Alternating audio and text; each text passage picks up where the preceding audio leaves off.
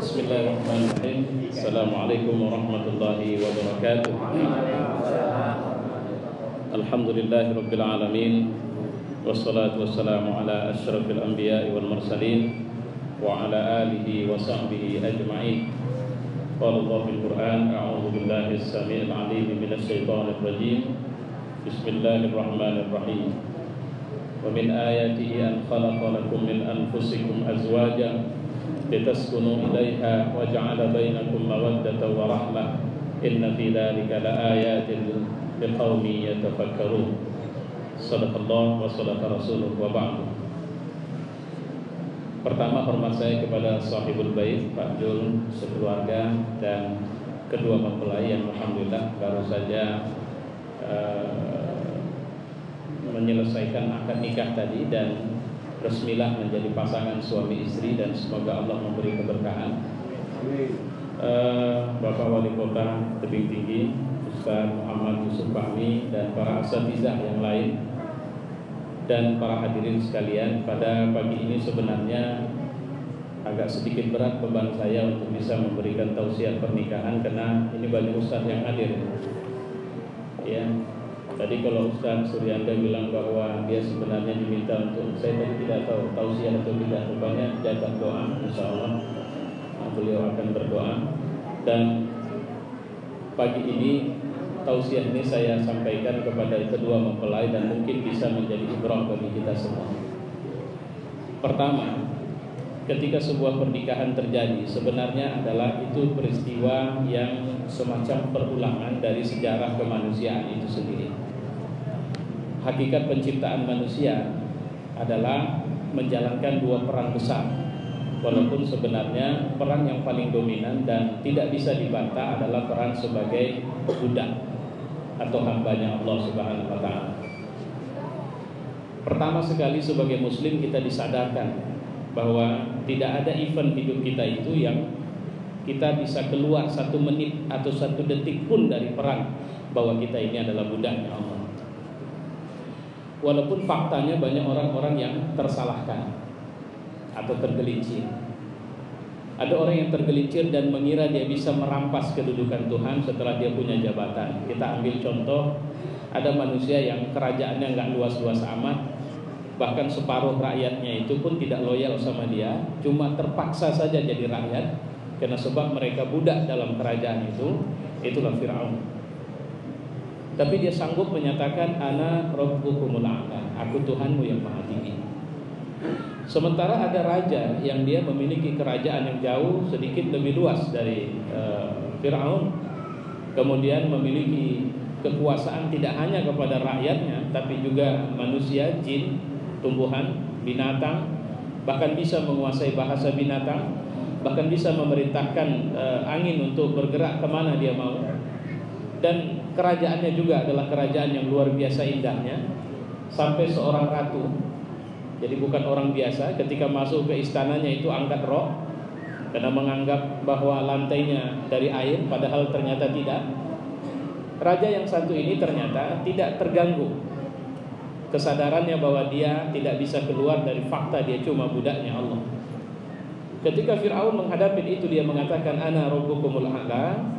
Sulaiman alaihi salam mengatakan haza min fadli rabbi. Ini cuma keutamaan atau kelebihan dia berdua nih. Ini cuma ujian saja sama aku.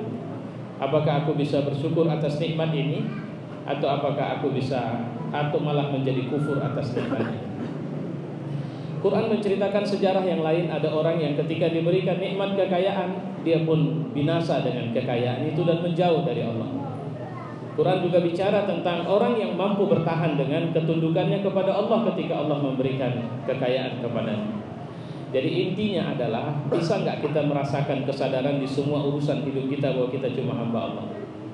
Nah, apa yang dimaksud? Apa peran? Apa artinya bahwa dari ujung rambut sampai ujung kaki itu bukan milik kita, itu milik Allah. Apa saja yang kemudian Allah serahkan pada kita sebagai karunia yang Dia berikan kepada kita, itu bukan milik kita, itu milik Allah Subhanahu wa ta'ala. Makanya seperti pernikahan ini sekalipun, suami tidak boleh menganggap aku kepala keluarga, lantas kemudian aku memiliki veto apapun dalam rumahku nanti. Saya sering memahami pernyataan yang salah atau pemahaman yang salah di masyarakat, misalnya tentang seorang perempuan yang mana lebih baik perempuan itu di masjid atau di rumah sholatnya. Saya sering menjawab bahwa kalau persoalan lebih baik, kenapa kau memperselisihkan itu? Karena ketika pun dia memilih ke masjid, jika itu tidak lebih baik, maka itu bukan buruk. Lantas, kenapa kita harus berselisih tentang itu? Artinya, ketika seorang suami istrinya minta izin untuk sholat ke masjid, maka sebenarnya makna qawwam itu nanti yang harus dipahami. Kata-kata qawwam itu bukanlah kata-kata yang sepenuhnya persis harus dimaknakan dengan pemimpin bagi perempuan. Tidak. Kata-kata qawwam itu maknanya lebih kepada bagaimana agar istrimu dia tetap pada ketundukannya kepada Allah, dan kau harus menjadi penyangganya untuk tunduk kepada Allah. Ketika dia menghajatkan ingin pergi ke masjid, maka dampingilah dia untuk ke sana sehingga dia tidak terjebak pada kesalahan di perjalanannya. Nah, kira-kira begitu. Jadi bukan kemudian menganggap aku punya veto, anak-anakku dan sebagainya. Ya, karena Nabi mengatakan bahwa berlaku luruslah kepada para perempuan ini, karena sebab mereka seperti tulang yang bengkok dan tidak akan pernah bisa diluruskan kecuali perlahanlah kepada mereka. Nah, jemaah yang mulia, saya tadi mengatakan peran dasar perulangan sejarah kemanusiaan. Ketika kita bicara perulangan sejarah kemanusiaan, maka apa tugas kita sebagai manusia? Pertama, kita tidak boleh keluar dari fakta kita hamba Allah. Dan saya ingin mengingatkan, seperti apapun bahtera rumah tangga kalian berjalan, kalian harus sadar bahwa itu semua dalam kendalinya Allah Subhanahu wa taala. Jangan pernah keluar dari situ. Dan disinilah kelebihan orang-orang beriman, sehingga Nabi mengatakan ajaban bi amril mu'min. Ajaib betul ini orang mukmin. Kenapa semua urusan sama dia tidak ada buruknya. Jika dia mendapat kebaikan maka dia bersyukur. Jika dia mendapat sesuatu yang tak mengenakkan maka dia bersabar atas semua itu. Artinya semua keadaan yang terjadi dalam pernikahan haruslah disikapi dengan sikapnya seorang mukmin.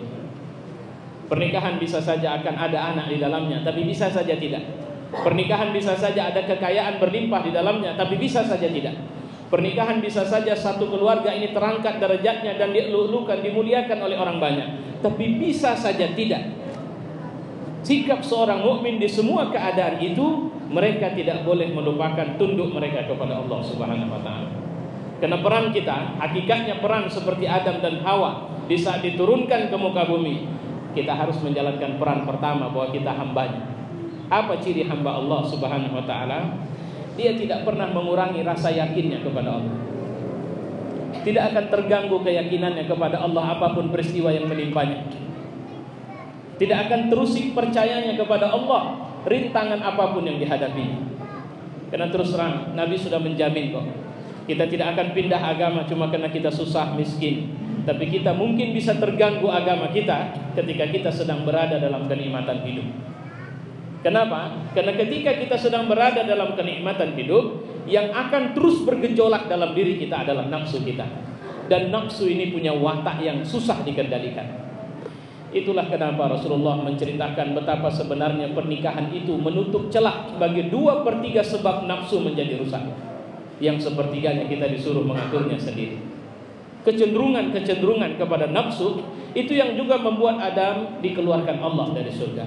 Itu yang membuat anak-anak Adam sering tercederai kesolehannya. Maka jangan pernah berdamai atau merasa aman atau bersahabat intim dengan cara yang salah dengan nafsu. Karena saya sering mengatakan, nafsu tidak pernah peduli sesoleh apa kita dan sudah berapa puluh tahun kita soleh. Nafsu tidak peduli. Karena ada seorang yang menghabiskan waktunya di pesantren, menghabiskan waktunya ibadah, menghabiskan waktunya membaca dan mengajar, menghabiskan waktunya di jalan Allah, menjadi orang yang disebut sebagai orang alim di masyarakatnya, tapi matinya sebagai kafir. Kenapa? Jelang-jelang hancur atau habisnya keimanan, dia tergelincir oleh godaan nafsunya. Itu yang sering kita kenal dengan istilah Syekh Barsis, atau ada Syekh Bal'am, yang kemudian nafsu tidak pernah peduli seberapa lama. Di titik inilah bagaimana mengayuh bahtera hidup. Makanya saya sering mengatakan, pada saat pertama sepasang suami istri mengawali pernikahannya, jangan membiarkan nafsumu yang lebih mendahului segalanya. Tapi ajaklah imanmu mendahului segalanya. Rencanakan surgamu dari sini. Jangan pernah mengatakan, ya Tuhan jadikan aku hamba penghuni surga. Jangan aku. Karena hari ini sejak tadi kita sudah mulai mengatakan apa yang dibilang Allah, qu anfusakum wa ahlikum nara. Jaga dirimu dan keluargamu dari api Allah. Mulai hari ini bangunlah platform besar rumah tanggamu. Dan bertekadlah, berikhtiarlah, berjanjilah, bersumpahlah kepada Allah bahwa tidak akan pernah keluar dari ketundukan kepadanya, seperti apapun goncangan dalam keluarga ini. Kenapa? Karena tidaklah Islam membenarkan sebuah pernikahan kecuali dia sebagai ibadah. Itu yang tadi maka saya mengatakan ini perulangan.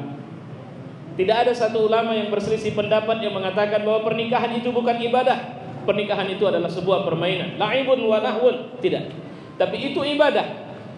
Dan yang harus dipahami dari ibadah ini bahwa sejak kalian mengatakan aku terima dan jadilah kalian pasangan suami istri, sejak itu sampai kemudian akhir masa pernikahan, itulah suasana ibadah.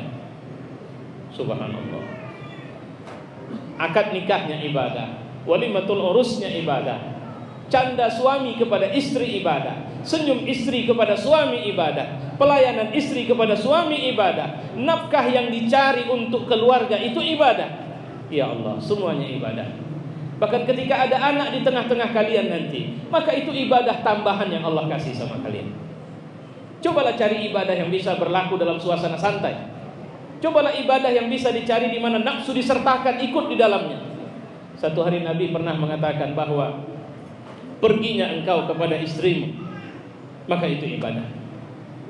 Sahabat bertanya, ya Rasulullah, bagaimana mungkin hal yang seperti itu dibilang ibadah, bahkan itu adalah sebuah kenikmatan? Maka Rasul mengatakan, bagaimana jika kau pergi kepada perempuan yang dia bukan istrimu, apakah itu dosa? Ya Rasul, kalau begitu itu ibadah, itu pahala, ada pahalanya. Jadi artinya, cobalah carikan ibadah yang bisa dilaksanakan serileks dan sesantai ini.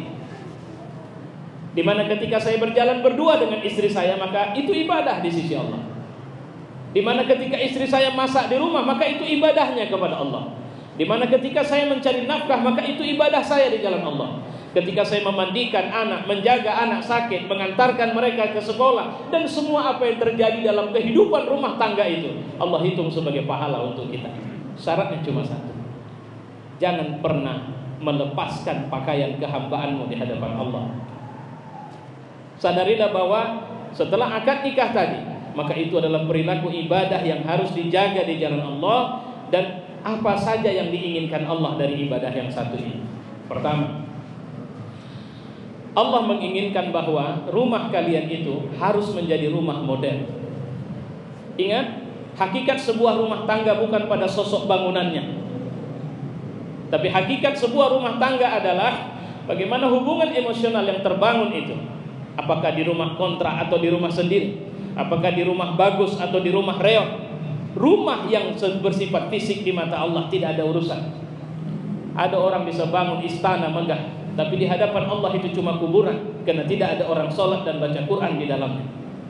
Ada orang yang tidak bisa bangun istana, dia hanya bisa kontrak rumah, yang kalau hujan bocor, yang kalau siang panas, karena rumah itu tidak seukuran yang layak untuk bisa merasakan udara dingin di dalamnya.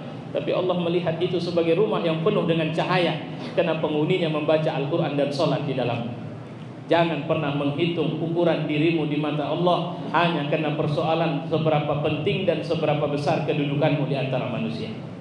Karena hakikatnya sebuah pernikahan itu wajibat insaniah kita di hadapan Allah Subhanahu wa ta'ala. Maka Nabi pernah mengatakan, itu sunnahku. Kalau tak mau ikut sunnahku, sudah, silahkan. Maka itulah kenapa Islam tegas dan tidak ada perdebatan, hanya orang bodoh saja. Walaupun mau bergelar profesor sekalipun, kalau dia bilang boleh menikah laki-laki dengan laki-laki, karena di negeri ini saya dengar ada profesor begitu. Ada juga orang yang bilang bahwa bukankah cinta yang diberikan kepada mereka, mencintai laki-laki sesama laki-laki adalah karunia dari Allah? Bukankah itu sebuah kebenaran? Maka saya bilang itu adalah sebuah ketololan cara dia berpikir. Kalau dia mengatakan bahwa cinta itu adalah karunia dan dia bisa melakukan sesuka dia, maka sebenarnya dia sudah keluar dari kesadaran kehambaan dia kepada Allah Subhanahu wa ta'ala. Ya Pak? Keluar dari manusia. Keluar dari manusia. Binatang saja tidak begitu. Oke, baik. Itu pertama. Jadi jangan pernah.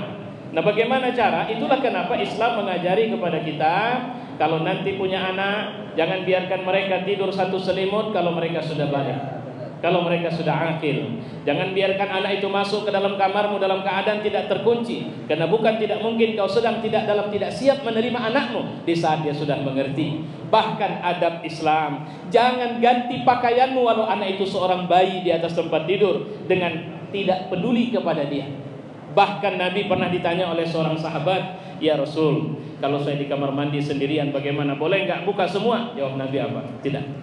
Bukan tidak, tapi kau lebih pantas malu sama Allah waktu itu. Jadi apa yang muncul dari ketundukan atau dari sifat atau pembangunan rasa kehambaan kita kepada Allah, yang pertama, jangan pernah lepas pakaian hamba itu. Jangan pernah merasa sombong kalau nanti Allah beri rezeki lebih kaya. Tidak sedikit anak yang merasa dia tidak peduli orang tuanya jika dia sudah punya harta. Tidak sedikit anak yang kemudian mengira bahwa dia sudah harus lebih dihormati ketimbang orang tuanya karena dia pejabat. Oh, saya pejabat, orang tua saya kalau hari raya datang ke rumah saya, bukan saya yang datang ke rumah dia. Saya tidak punya waktu lagi sama orang tua saya. Oh, saya orang terkenal, saya tidak siap lagi untuk duduk dan hadir ke kampung tempat orang tua saya tinggal. Saya sekarang yang harus didatangi. Hati-hati dengan sikap seperti itu. Kenapa? Karena Allah akan segerakan azab kepada orang yang durhaka kepada orang tuanya sejak di dunia, bukan nunggu akhirat datang. Kedua, jangan pernah membatasi jumlah anak. Ini mohon maaf ke Pak Wali Kota. Karena Pak Wali Kota begitu saya bilang juga melirik ke saya tadi langsung. Ya. Nah, jadi begitu saya bilang, tadi beliau tunduk. Begitu saya bilang, saya langsung nengok beliau dan beliau nengok ke saya, gitu kan. Kenapa? Saya tidak sedang memberikan bimbingan pemerintah atau bimbingan, tapi saya memberikan bimbingan syariat. Karena saya tidak ketemu satu ayat pun dalam Quran yang Allah suruh menyetop jumlah anak. Allah bilang begini, berkembang biaklah kalian, tapi jangan banyak aliyah. Kenapa? Stok makanan gak cukup kusediakan. Gak ada satu ayat pun yang kayak begitu. Allah membenarkan menjarangkan kelahiran. Allah benarkan itu. Tapi Allah tidak benarkan tanpa alasan seorang menyetop kelahiran. Itu Ummu Afifah tadi ya. Nah, jangan bilang, jangan atur jumlah anak 2, 1, 2, 1, 2, 1, 2, cerai kita. Nah, kan gawat itu kalau sudah begitu. Ketika Allah memberikan anak kepada kalian, itu pertanda Allah percaya kepada kalian. Apa yang membuat terjadi masalah di luar sana? Karena tingkat itu saya bilang tadi, pakai dulu pakaian hambamu, terima pelayanan atau pemberian Allah kepadamu, itu saja. Kalau kita tidak pakai itu, datang ke pongahan, jangan lupa. Karena banyak sebab-sebab, mau banyak anak, mau sedikit anak, tidak berbanding lurus jumlah anak sedikit dengan anak jadi anak soleh. Nggak ada logikanya itu. Alhamdulillah anak saya sedikit, lantas anak saya jadi anak soleh. Nggak ada hubungan itu. Anak banyak, anak sedikit, mau jadi soleh, itu tergantung dengan bagaimana pembinaan yang kalian jalankan dalam rumah kalian nanti. Kalau rahim nanti Allah masih percaya untuk bisa diberikan titipan generasi, karena pernikahan hakikatnya untuk mengembangkan keturunan. Dan Nabi juga mengatakan dia bangga dengan banyaknya jumlah keturunan, maka jangan takut. Nah, cuma Pak Ustadz, bukan saya tidak mau, saya sibuk, saya juga kerja. Oke, kalau begitu silahkan menjarangkan kelahiran, bukan menutup sebab. Karena saya orang yang sepakat bahwa jika seorang suami menutup semua peluang sebab bisa punya anak lagi tanpa alasan yang bisa dibenarkan secara syariat, maka dia sudah merusak ibadahnya di jalan Allah Subhanahu wa taala. Seorang teman pernah bertanya kepada saya, "Ustaz, saya disuruh dokter ini istri saya tutup nih." Saya bilang, "Apa alasannya?" "Oh iya, karena sebab anak ke operasi sudah sekian kali." "Oh, kalau gitu tidak ada masalah." Hati-hati, karena ketika kita bicara jumlah anak jangan banyak, jumlah anak jangan banyak, secara kuantitas saja jumlah umat Islam di Indonesia sudah semakin merosot jumlahnya. Secara kuantitas, belum lagi kualitasnya. Kualitasnya sekarang ini nyaris tidak ada kampung yang tidak ada narkoba di dalamnya. Maka benteng pertama untuk menjaga dan membangun generasi baru adalah rumah kita. Madrasah pertama untuk membentuk anak kita menjadi anak soleh adalah rumah kita. Sekarang buat slogan, ini rumah penghuni Quran, penghuni yang cinta Quran, ini rumah orang yang rajin qiyamul lail. Nah, bangunkan itu. Bangunkan kesadaran itu dalam diri kita. Atau ini rumah penghuni surga Allah Subhanahu wa taala. Ya, itu yang kedua. Ketiga, saya ingin sampaikan sebuah kesalahan di sini. Mohon maaf banyak Ustaz. Saya satu ini mungkin nanti bisa dibetulkan kalau saya salah. Ada satu riwayat yang sering kali diceritakan kepada orang yang baru menikah, kisah muti'ah. Saya mengatakan saya tidak pernah melihat kisah itu dalam sumber yang sahih, sehingga saya curiga itu kisah palsu sebenarnya. Kenapa? Kisah musi'ah ini sering kali diarahkan kepada perempuan bahwa wajib taat setaat-taatnya kepada suami. Sampai-sampai ketika orang tuanya meninggal dia tidak hadir gara-gara suaminya larang dia keluar rumah. Saya perlu sampaikan, mertuamu hakikatnya adalah orang tuamu. Ketika waktu belum nikah orang tuamu mungkin hanya sepasang, setelah menikah kau punya 2 pasang orang tua. Yang jangan sakiti hati mereka. Karena Allah tidak akan memberikan keberkahan bagi satu rumah tangga ketika orang tua siapapun dari keluarga, dari pasangan itu yang menitiskan air mata karena buruknya perilaku daripada menantunya atau anaknya setelah pernikahan. Ingat kisah Jurais. Bagaimana Allah memberikan pelajaran kepada Jurais. Ini kisah sahih. Seorang ibu yang datang ke rumah anaknya di saat anaknya sedang salat sunnah. Bukan lain-lain. Bukan bersenang-senang sama istrinya, tapi sedang salat sunnah. Dia mengetuk pintunya, tapi dia terdetak, apakah aku harus meneruskan salatku atau kemudian menyambut ibuku? Akhirnya dia meneruskan salatnya sampai ibunya kesal dan mengatakan, aku biarkan sampai satu ketika kau akan terfitnah dengan seorang pelacur. Allah membenarkan kalimat ibunya. Sampai akhirnya dia hampir saja dibunuh. Kalau bukan karena bayi pelacur itu bicara, maka pastilah Jurais terbunuh karena sebab sakit hatinya orang tua. Tidak sedikit orang yang berkonsultasi sama saya tentang benar tidak benarnya sikapnya sama orang tua. Saya selalu mengatakan kepada orang tua, persoalannya bukan benar atau tidak benar, tapi persoalannya adalah jaga perasaannya. Beda itu. Aku benar kok, tidak salahnya kok, tapi sakit hati orang tua itu. Ketika kita datang, dia datang ke rumah kita, kita sambut dia, tapi kita tidak salam sama dia. Itu beda itu. Tidak salah, tidak menyalam, tapi kemudian mengiris hatinya, itu lain babnya ini. Maka kepada orang tua ini Islam mengingatkan sampai pada tingkat fala taqul lahuma wala tanharhuma. Makna tanharhuma itu kalimatnya begini. Ya, kalau bahasa anak saleh itu ketika orang tuanya duduk di kursi dia duduk ke bawah. Kalau dia harus naik ke atas dia minta izin sama orang tuanya. Kalau orang tuanya bicara dia tidak akan pernah meninggikan suaranya lebih dari orang tuanya. Kenapa? Karena kita tidak bisa balas orang tua seperti apapun.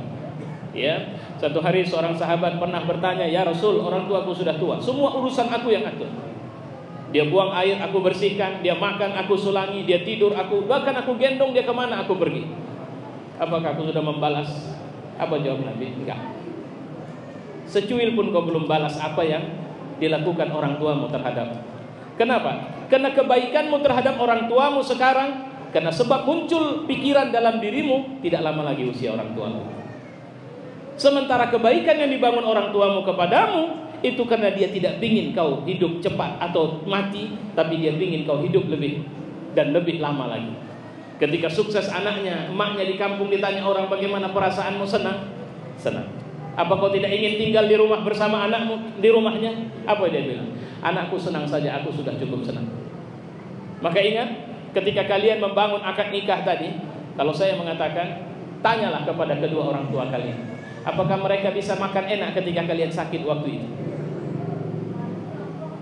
Apa yang membuat mereka bangun lebih cepat, membangunkan kalian yang waktu itu masih tidur ketika hari pertama kalian pergi ke sekolah? Dan dia menunggu kalian, bahkan ketika menangis mungkin dia pun akan menenangkan kalian agar kalian tetap sekolah. Tujuannya apa? Supaya anaknya besar. Maka saya mengatakan bahwa jangan lupa peran orang tua tetap lebih. Karena orang tuamu adalah orang tuamu, mertuamu adalah orang tuamu. Kemudian jangan buat perlakuan yang berbeda terhadap keluarga baru. Jadikanlah rumah kita taman kenyamanan bagi mereka kalau mereka datang ke rumah kita. Nah, itu yang harus dibangunkan, ya. Dan kemudian beberapa catatan lain yang ingin saya sampaikan. Mudah-mudahan Allah memberi keberkahan kepada kalian dari pernikahan ini.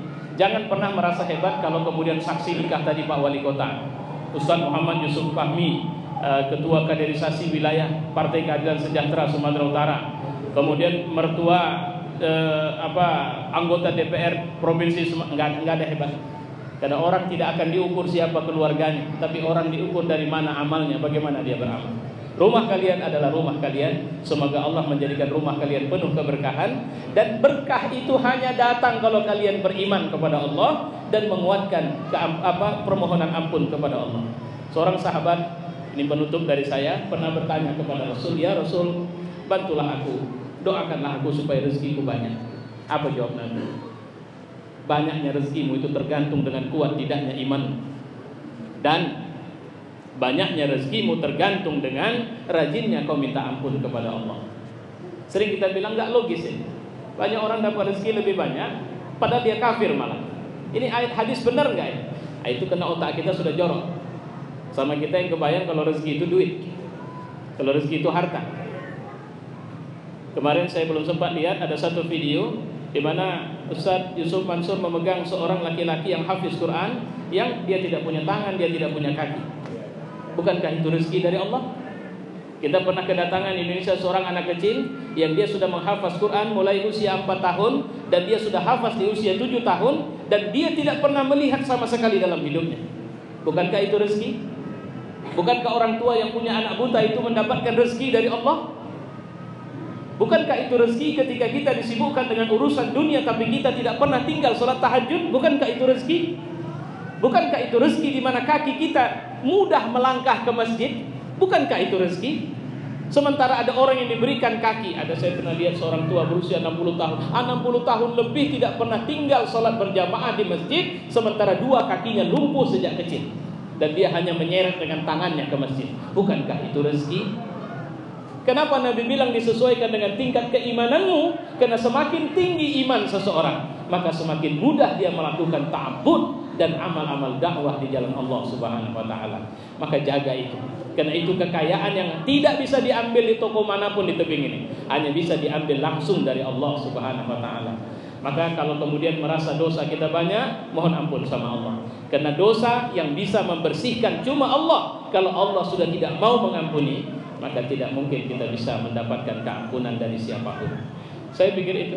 Terakhir saya cuma mengatakan barakallahu lakum wa lakuma wa jama'a bainakuma fi khair. Semoga kalian menjadi mempelai yang akhirnya melahirkan junudullah, tentara-tentara Allah yang baru, di saat umat Islam tengah menghadapi himpitan fitnah yang sangat melelahkan ini. Wassalamualaikum warahmatullahi wabarakatuh.